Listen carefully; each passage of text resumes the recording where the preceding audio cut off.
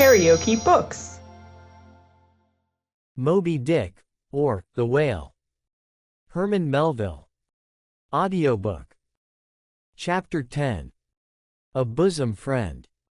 Returning to the Spouter Inn from the chapel, I found Queequeg there quite alone, he having left the chapel before the benediction some time. He was sitting on a bench before the fire, with his feet on the stove hearth, and in one hand was holding close up to his face that little Negro idol of his, peering hard into its face, and with a jackknife gently whittling away at its nose, meanwhile humming to himself in his heathenish way. But being now interrupted, he put up the image, and pretty soon, going to the table, took up a large book there, and placing it on his lap began counting the pages with deliberate regularity. At every 50th page, as I fancied, stopping a moment, looking vacantly around him, and giving utterance to a long-drawn gurgling whistle of astonishment. He would then begin again at the next 50, seeming to commence at number 1 each time, as though he could not count more than 50, and it was only by such a large number of 50s being found together, that his astonishment at the multitude of pages was excited. With much interest I sat watching him. Savage though he was, and hideously marred about the face, at least to my taste, his countenance yet had a something in it which was by no means disagreeable. You cannot hide the soul.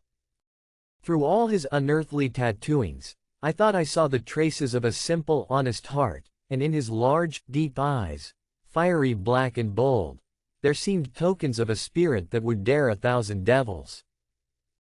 And besides all this, there was a certain lofty bearing about the pagan, which even his uncouthness could not altogether maim. He looked like a man who had never cringed and never had had a creditor. Whether it was, too, that his head being shaved, his forehead was drawn out in freer and brighter relief, and looked more expansive than it otherwise would, this I will not venture to decide, but certain it was his head was phrenologically an excellent one. It may seem ridiculous, but it reminded me of General Washington's head, as seen in the popular busts of him. It had the same long regularly graded retreating slope from above the brows, which were likewise very projecting, like two long promontories thickly wooded on top. Queequeg was George Washington cannibalistically developed. Whilst I was thus closely scanning him, half pretending meanwhile to be looking out at the storm from the casement, he never heeded my presence, never troubled himself with so much as a single glance, but appeared wholly occupied with counting the pages of the marvelous book. Considering how sociably we had been sleeping together the night previous, and especially considering the affectionate arm I had found thrown over me upon waking in the morning, I thought this indifference of his very strange. But savages are strange beings. At times you do not know exactly how to take them. At first they are overawing. Their calm self-collectedness of simplicity seems a Socratic wisdom. I had noticed also that Queequeg never consorted at all, or but very little, with the other seamen in the inn. He made no advances whatever, appeared to have no desire to enlarge the circle of his acquaintances. All this struck me as mighty singular, yet, upon second thoughts, there was something almost sublime in it. Here was a man some 20,000 miles from home, by the way of Cape Horn, that is, which was the only way he could get there, thrown among people as strange to him as though he were in the planet Jupiter, and yet he seemed entirely at his ease, preserving the utmost serenity, content with his own companionship, always equal to himself. Surely this was a touch of fine philosophy, though no doubt he had never heard there was such a thing as that. But, perhaps, to be true philosophers, we mortals should not be conscious of so living or so striving. So soon as I hear that such or such a man gives himself out for a philosopher, I conclude that, like the dyspeptic old woman, he must have broken his digester. As I sat there in that now lonely room, the fire burning low, in that mild stage when, after its first intensity has warmed the air, it then only glows to be looked at, the evening shades and phantoms gathering round the casements, and peering in upon us silent, solitary twain, the storm booming without in solemn swells, I began to be sensible of strange feelings. I felt a melting in me. No more my splintered heart and maddened hand were turned against the wolfish world. This soothing savage had redeemed it. There he sat, his very indifference speaking a nature in which there lurked no civilized hypocrisies and bland deceits.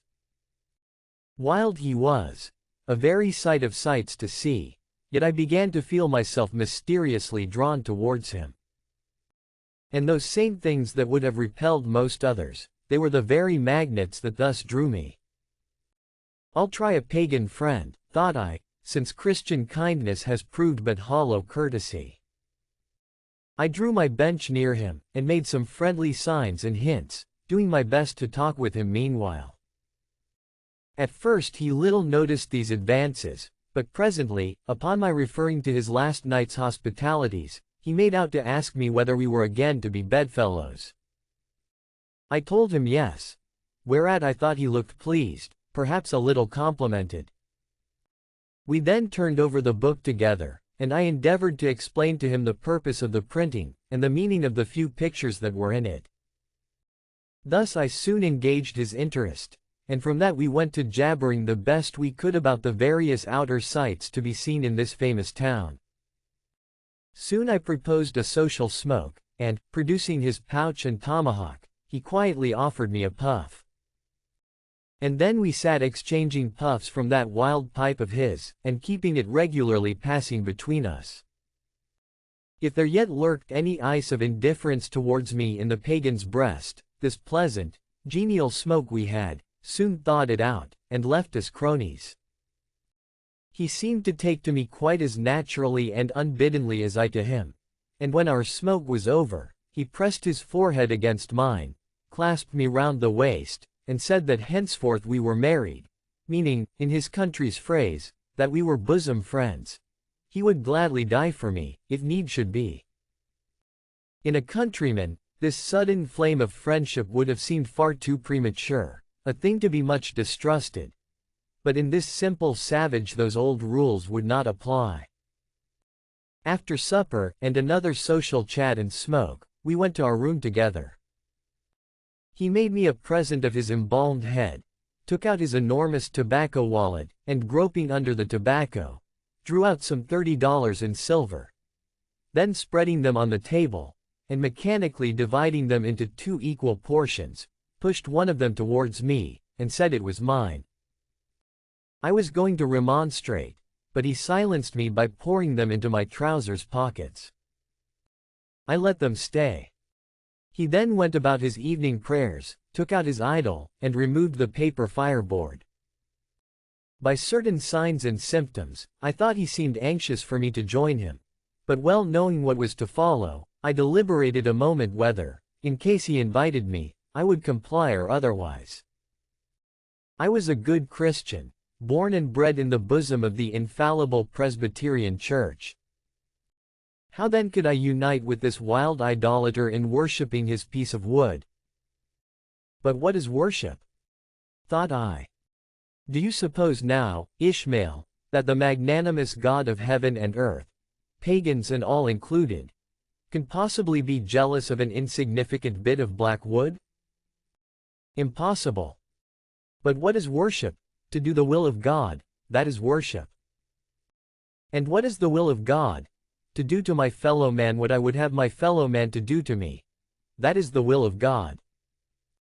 Now, Queequeg is my fellow man. And what do I wish that this Queequeg would do to me?